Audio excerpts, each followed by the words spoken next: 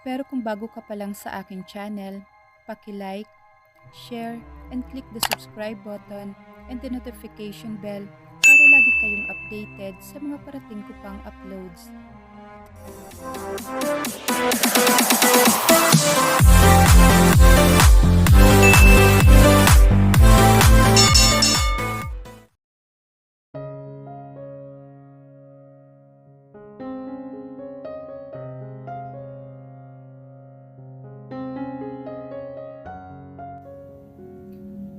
Kung akala ni Christian ay makokontrol na niya ang magiging takbo ng mga pangyayari, gamit ang mahigpit na seguridad at kapangyarihan niya, ay nagkakamali siya.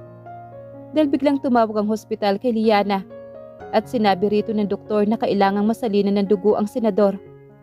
Nagkaroon daw kasi ng internal bleeding sa parting tinamaan ng bala. Ang naunang akala na daplis lang ay malalim pala talaga ang tama ng bala.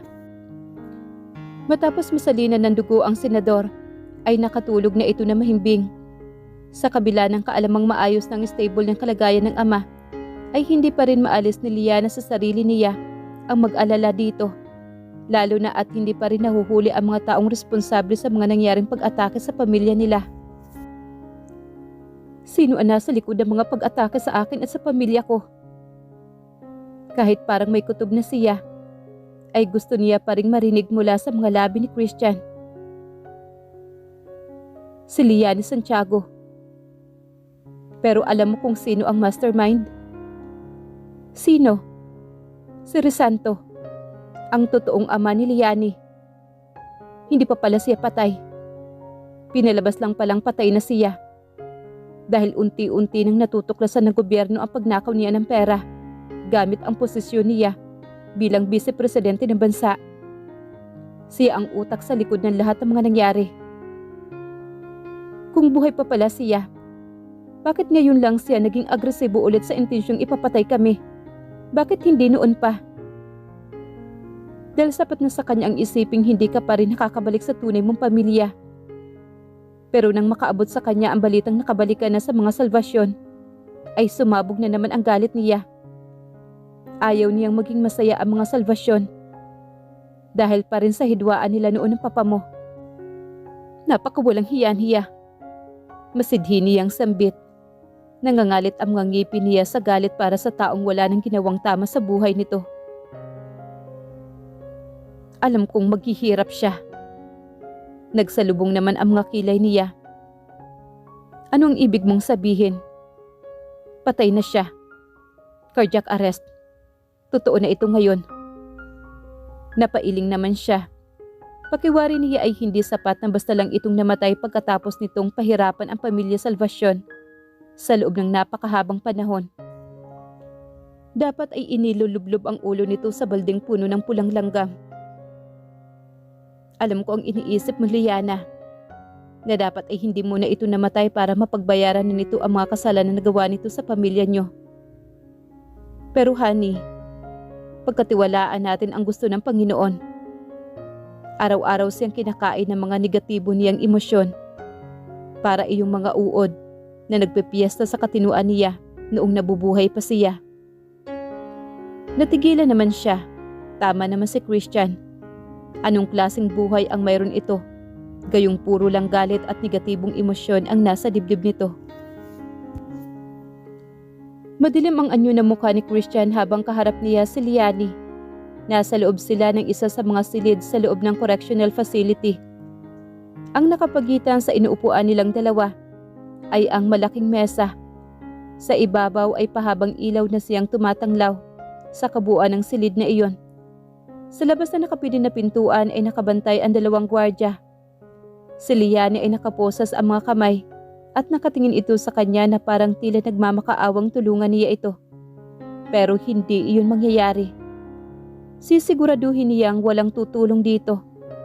Walang pwedeng tumulong dito. Ang sinumang maglalakas loob na tulungan ito, ay siya ang direktang makakalaban nito. Wala sa loob na ang pagkakapusod nito ng buhok, na ang maraming hibla ay humahulagpo sa tali at nakalatay sa magkabilang gilid ng humpak nitong pisngi. Nanlalalim din ang ilalim ng mga mata nito. Kahit hindi niya itanong ay napipiho niya na miserable ito sa loob ng kulungan. Tulungan mo ako, Christian. Maawa ka sa akin.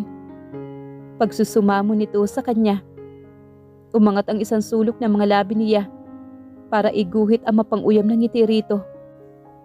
Are you serious, Liani? Naririnig mo ba ang sarili mo? Gusto mong tulungan kita at maawa ako sa'yo? Pagkatapos ng mga ginawa niyo kay Lian at sa pamilya niya? Tumiim naman ang mga labi nito at bahagyang umilap ang mga mata. Kayong dalawa ni Nurbino, kasama na ang mga tauhan niyo ay mabubulok dito sa likod ng rehas. Tumalas ang kislap sa mga mata nito at nangangalit ang mga ngipin. Bakit sa amin mo isinisisi ang lahat? Hindi ba ikaw naman ang nagpasok uli sa akin sa buhay ninyong dalawa ni Liana? Kaya may kasalanan ka rin. Ikaw ang nagsindi ng apoy na kumakalat at pumapasok kay Liana at sa pamilya niya. Hindi siya makapaniwala na ganito ang ugali ng apo ng tatang natoy niya. Ibang-iba ito sa matanda. Kung gaano kabuti ang matanda, ay ganoon naman kasama ang ugali ni Liani. Oo, siguro nga sa isang banda ay biktima rin ito. Dahil habang lumalaki ito ay baluktot na paniniwala ang inuukit sa utak nito ng mga taong nakapaligid dito. Pero naniniwala siya na ang bawat tao ay may iba't ibang gusto at may iba't ibang pinaniniwalaan. Pinili nitong sakta ng ibang tao, ang mga taong wala namang masamang ginawa laban dito. At sa loob ng napakahabang panahon, ay marami itong pagkakataong magbago at piliin ang tama. Subalit pinili nitong ipikit ang mga mata at ipinid ang mga tainga. Alam nitong uhaw sa pagmamahal at pamilya si Liana.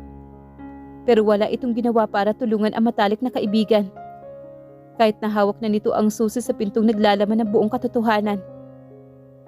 Napangisi naman si Liani nang hindi kaagad sa tumugon dito. Muli ito nagsalita sa kanya. May kasalanan ka rin, Christian. Pagdiriin naman ito. Kaya huwag kang umaktong tila napakalinis mo. Iniisip mo bang magigilty ako, Liani? Ako nga siguro ang muling nagdala sa iyo sa buhay namin dahil pinahanap kita. Pero alam kong kahit hindi ko ginawa iyon, ay papasok ka pa rin sa buhay namin. Dahil iyon naman talaga ang misyon mo, hindi ba? Ang siguraduhin miserable si Liana. Ang siguraduhin hindi siya magiging masaya, tama ba? At tinatawag mo pa ang sarili mong matalik niyang kaibigan? Sa inyong dalawa, hindi si Liana ang huwad kundi ikaw. Umawang ang mga labi ni Liani. Hindi marahil nito inaasahan ang mga katagang maririnig nito mula sa kanya. Kung inaakala nitong mabait siya, ay nagkakamali ito. Kumislap ang matalim na diklap sa bulan ng mga mata niya. Kung ang ama mo ay sinusunog na ang kaluluwa sa impyerno, ikaw naman ay mabubulok sa impyerno rito sa mundo ng mga buhay. Kayo ni na Nurbino at ng mga tauhan yung buhay pa, ay nabubulok na ang mga kaluluwa. Pagkasabi niyon ay tumayo na siya at naglakad patungo sa pintuan. Hindi siya lumingon sa dalaga. Kahit 2 beses siya nitong tinawag pa. Sinundan nito ng magaspang at malakas na pagtili nito. Sa pahabang lamesa ay nakapalibot ang mag-anak na Salvacion. Sa kabisera naman ng mesa ay nakaupo si Senador Salvacion na nakalabas na ng ospital at maayos na ang kondisyon nito. Nakaupo sa kanan nito ang esposa nito. Sa kaliwa naman ay ang padre de pamilya at si Dylan at katabi naman ng huli ay si Nicole. Si Liana naman ay nakaupo sa tabi ng ina at ang nakaupo sa kabila ay si Christian na tuwid ang pagkakaupo nito. Para itong hineral sa maayos na postura ng likod nito. Dahil sa suot naman itong salamin sa mga mata, ay nagmumukha itong napakaseryoso. Ang ama naman niyang senador ay nag-imbita kay Christian na sa bahay nila maghapunan. Nagpaunlak naman kaagad si Christian. Ilang buwan na iyang pinagbubuntis mo, Liana? Formal ang tinig na tanong ng ama sa kanya. Matapos ligpitin ng mga kasambahay ang mga pinagkainan nila. Tumikhim naman siya. Nasa unang trimester pa lang po ako pa. Dinig niya ang mababang pag-ungol naman ni Dylan at pag-iling nito habang bahagyang nakayuko ang ulo nito. Bubulong-bulong nitong tanong na hindi direktang ibinabato sa kanya. Parang sa hangin lang nito sinasabi iyon. Pinandilata naman niya ito ng mga mata. Kailan niyo planong magpakasal? Biglang tanong naman ng senador. Sabay pa silang napalingap ni Christian sa dako nito. Kapwa gulat na gulat sila. Pumapayag na ba itong magpakasal sila? Pumapayag na po ba kayo? Tanong naman ni Christian sa senador. At ano pa ang gusto mong sabihin ko? Ano pa ang dapat na desisyon na gawin ko? Binuntis mo na ang anak ko. Ngayon kung sabihin ko sa iyong huwag kayong magpakasal, makikinig ka ba? Hindi ko na nga alam ngayon kung ano pa ba ang hindi mo kayang gawin para sa anak ko. Gumuhit ang magalang na ngiti sa mapupulang mga labi ni Christian. Nasa mga mata nito ang respeto para sa senador. Nangangako po akong mamahalin ko po ang anak ninyo. Hanggang sa ako po ay nabubuhay. Umungol naman ang senador. Kung paano ako tawagin ni Liana, ay ganoon na rin ang itawag mo sa akin. Nagliwanag naman ang mukha ni Christian.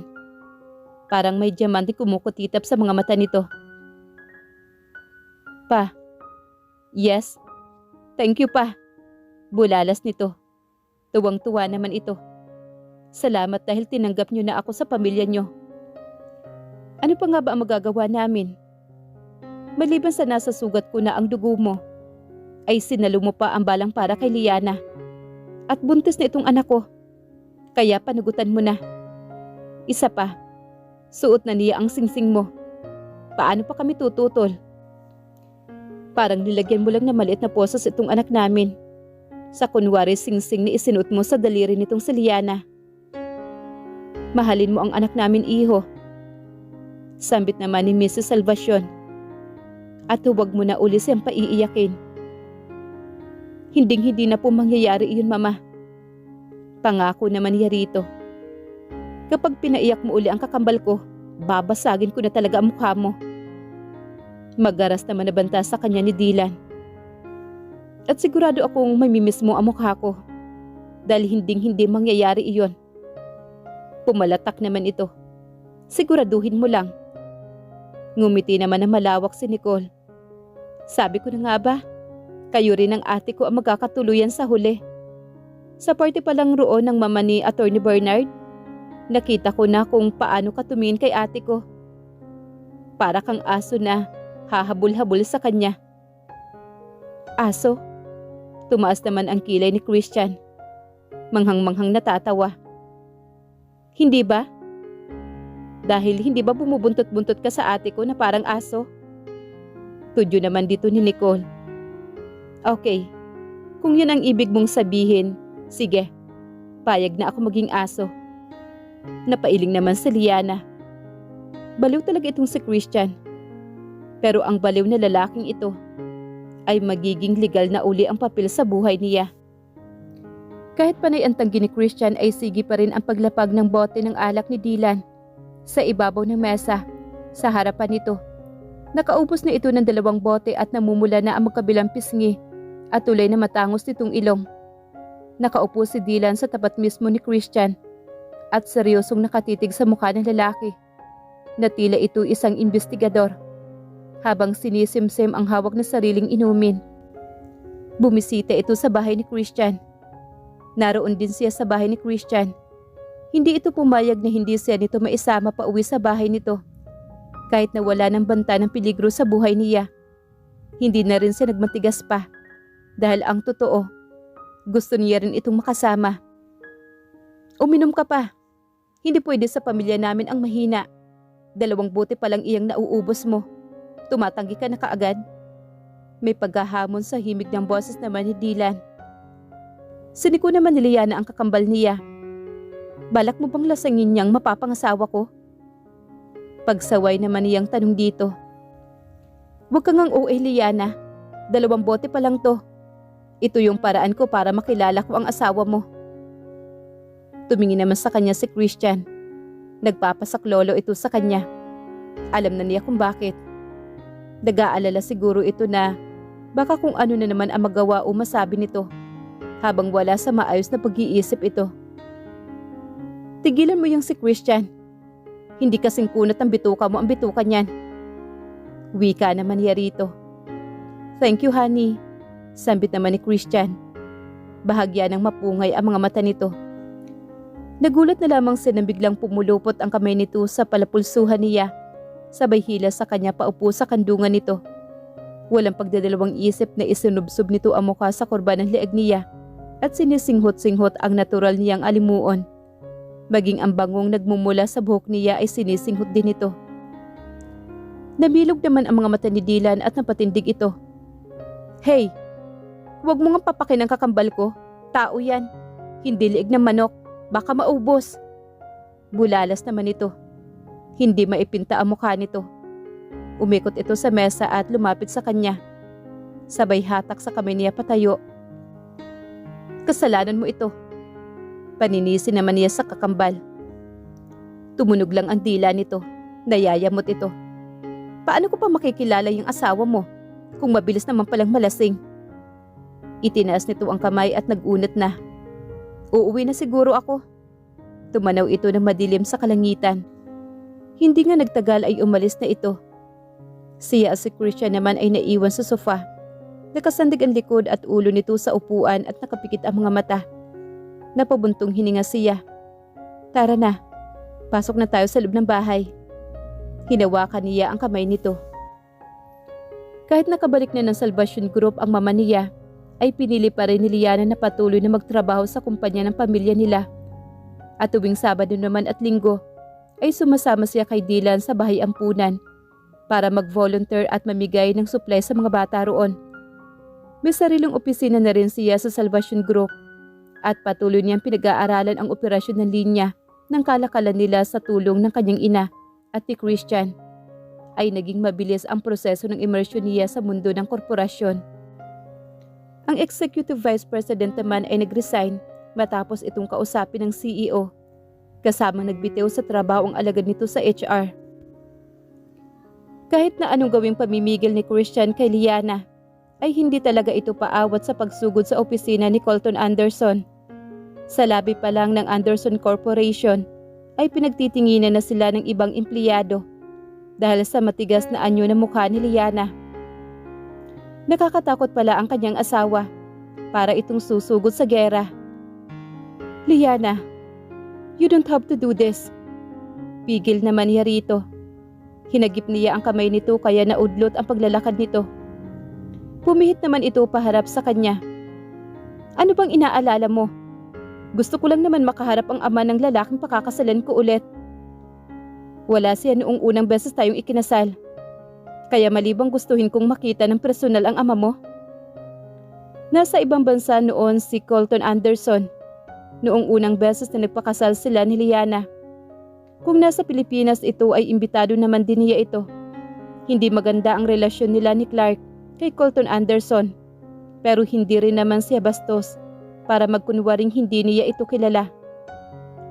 Gayunpaman ay aaminin niyang alam niya ang schedule ng pagtungo nito sa ibang bansa kaya sinadya niyang ituon ang petsa ng kasal sa araw na iyon. Ayaw niyang maging konektado ang pangalan niya sa apelyidong Anderson. Pero ang pinakaiiwasan niya mangyari noon ay siya rin palang kusang babali ngayon. Siya rin pala ang lalapit sa taong inaayawan niya. Pero hindi siya nagsisising hiningi niya ang tulong nito. Kahit ang kapalit noon ay ang kumpanya niya. Because it was for all Liana. He was okay with losing something important to him. Because he gained something even more valuable, his wife. Lahat tatalikuran niya kung ang magiging kapalit niyon ay habang buhay niyang mahahawakan ang kamay ng kanyang asawa. Hindi ka na kumibo dyan. Pukaw naman na atensyon sa kanya ni Liana. Ibinuka niya ang bibig pero walang katagang lumalabas. Hindi nga niya na malayang nahulog na pala siya sa pagmuni-muni niya. Tara na, yakag nito sa kanya. Sabay talikod at muling humakbang patungo sa elevator. Sa loob ng elevator ay hindi siya mapakali. Maraming eksena naglalaro sa loob ng utak niya. Paano kung hindi maging maganda ang paghaharap ng dalawa? Paano kung maging magaspang ang pakikitungo ni Colton Anderson kay Liana? Napaungol naman siya. Pagkabukas ng elevator sa palapag kung saan naroroon ang opisina ni Colton Anderson, ay dumoble ang pag-alala niya. Pero si Liana ay kaswal lang na tinatahak ang pasilyo patungo sa nag-iisang pintong nasa pinakadulo. May nakakabit doon na plake kung saan nakasulat ang Office of the CEO. Itinas nito ang kamay at akmang kakatok na sa pintuan. Pero bago iyon ay hinawakan na niya ito sa baywang at binuhat pataas ang manipis nitong katawan. Isinampay sa balikat niya ang tiyan nito. Pumulupot naman ang kamay niya sa mga paa ni Liana, habang ang kalahati ng katawan nito, mula ulo hanggang itaas ng baywang, ay nakalagay sa likod. Tumili ito at pinagkukurot ang likod niya. "Christian, ibaba mo nga ako. Gusto ko lang naman makausap ang ama mo. Ano ba masama ron?" Talak nito at nagigigil sa kanya. Hindi siya natigatig at tumalikod na. Sa malas lang ay biglang bumukas ang pintuan ng opisina ng CEO. Naistatwa siya at nanigas ang kanyang likuran. "Christian, what's happening here?" Kilala niya ang boses ni Colton Anderson. Kusang kumawala ang malalim na ungol mula sa kanyang lalamunan. Bakit kailangan pa nitong lumabas ng opisina nito? "Excuse me, sir. Kayo po ba ang ama ni Christian?" "Ako po si Liana, ang kanyang ex-wife. At malapit na po muli kaming ikasal. Kayo po ba ang kanyang ama?" "Nandito po ako para makilala po kayo." Nakita na naman ni Liana sa mga litrato at TV interview si Colton Anderson. "Ikaw pala si Liana." May pagkamangha sa himig ng boses ni Colton Anderson. "Sa wakas ay nagkaharap din tayo, iha." Narinig ni Christian ang pag-ingit ng pintuan ng opisina ng ama. "Christian, pumasok kayo ng asawa mo sa loob ng opisina ko." Uwi ka naman ito. "Narinig mo yun, Christian? Ibaba mo na ako." Uwi ka naman ni Liana. Naguutos ang temple ng boses nito. Napilitan siyang ibaba ito. Nang nasa loob na sila ng receiving space ng opisina ni Colton Anderson, ay nagpatimpla kaagad ito ng kape para sa kanilang tatlo. "Orange juice for my wife, please," sabi niya sa sekretarya ng ama. "My wife is pregnant." Bumadha naman saglit ang pagkagulat sa mukha ni Colton Anderson. "I'm sorry, iha." Anito sa kanya. Binalingan naman ito ang sekretarya. "Orange juice for the young lady, please." Uwi ka naman ito. Ngayong kaharap na nila ni Liana ang ama, ay kakatuwang hindi niya maramdaman ang malimig na aura ni Colton. "The old man seems warm tonight. Alam kong hindi kayo nagpunta dito para bisitahin lang ako. O sabihing buntis ang asawa mo, Christian. Sabihin niyo sa akin, ano ang dahilan at pumunta kayo rito?" Tanong naman ni Colton Anderson, matapos ilapag ng sekretarya ang inumin nila sa center table. Tumikim naman si Liana. Tumuwid naman ang likod nito. "Sir, ako po ang nag-iya kay Christian na puntahan ka ngayon." "Call me Papa, iha. Dati ka ng asawa ng anak ko at magiging asawa na ulit. Tama lang siguro na Papa ang itawag mo sa akin, hindi ba? Isa pa ay hindi kita empleyado para tawagin mo akong sir." Tumango naman si Liana. "Papa, sambit naman ito.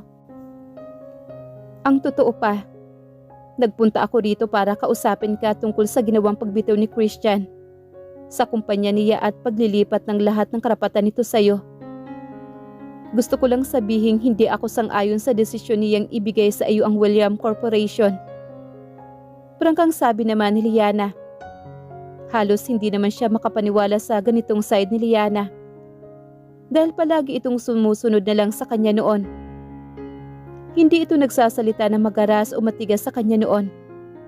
Pero na maghiwalay sila at muli niya itong nakasama, ay nakita niya ang isang panig ng pagkatao nito na hindi pamilyar sa kanya noon. Nalaman niyang kahit na kay Luisa noon ay lumalaban ito. Kahit na may kakampi pang mga aliporas ang dati niyang sekretarya. Sa kanya lang talaga ito nagpapaapi noon. Dahil mahal siya nito. Kaya ngayon ay tukod langit din ang pagmamahal niya rito. Nagpatuloy sa pagsasalita si Liana at hindi ito natinag kahit na matalim ang mga titig dito ni Colton Anderson. Pa, huwag mo sanang kunin kay Christian ang isang bagay na mahalaga sa kanya. Kung mahal mo si Christian, ay dapat alam mo kung gaano kahalaga sa kanya ang William Corporation. Gumalaw naman ang mga daliri ni Colton Anderson. Tinitigan nitong maigi si Liana. Hindi ka ba natatakot sa akin, Iha? Seryoso ang mukha nitong tanong. Hindi nawawala ang tala sa mga mata nito. Umiling-iling naman si Liana. Hindi po ako natatakot sa iyo, Pa. But I respect you. That's why I can confidently say that I am not afraid of you. Pero hindi po ibig sabihin noon na hindi ko kayo nirerespeto. Gumalaw naman ang lalamunan ni Colton Anderson at hindi naglipat minuto ay nasundan iyon ng malulutong na halakhak. Nawala na ang matalas na kislap sa mga mata nito. Tumuro ang hintuturo nito sa dako ni Liana. I like you, Iha. Matapang ka. Bumaling ito sa kanya. Kaya pala napapatiklop ka nitong si Liana. Ngayon ay naiintindihan ko na. Pinagsalikop nito ang mga kamay. Ang totoo, hindi ko naman talaga kukunin yung kumpanya ni Christian. Marahas siyang napatingin sa ama. Gulat na gulat siya. Ngayon niya lang narinig iyon mula dito. Ngumiti naman ito sa kanya. Nakatingin ang mga mata na matanda sa kanya. Gusto ko lang malaman kung ano ang kaya mong isakripisyo para sa babaeng sinasabi mong mahal na mahal mo. At nang pumayag kang ibigay sa akin ang William Corporation at ang mahalagang proyekto ninyong tatlo ni na Aidan at Clark, ay batid ko na agad na malalim ang pagkakakawit ng bibig mo sa pamingwit nitong si Liana. Nawala ang tensyon sa liig ni Liana nang marinig ang mga sinabi ni Colton. Tumikim ito para malipat dito ang atensyon ng matanda. Kung wala ka naman palang planong ituloy ang pagkuha sa kumpanya ni Christian, bakit hindi mo sinabi sa kanya agad? Tanong naman ni Liana. Dahil ito ang panahon na pinakahihintay ko. Gusto kong pumunta kayo dito. Hindi niya inaasahan iyon. Hindi niya alam na iyon ang hinihintay ni Colton. Ang puntahan nila ito ni Liana. Gumuhit naman ang mapait na ngiti sa mga labi ng matanda. Matanda na ako. At marami akong nagawang mga desisyon sa buhay ko na labis kong pinagsisisihan. Marami akong nagawang mga pagkakamali. Kaya naiintindihan ko kung bakit malamig ang pakikitungo sa akin ng mga anak ko. At sa edad ko ngayon, hindi na mahalaga ang kahit na anong bagay.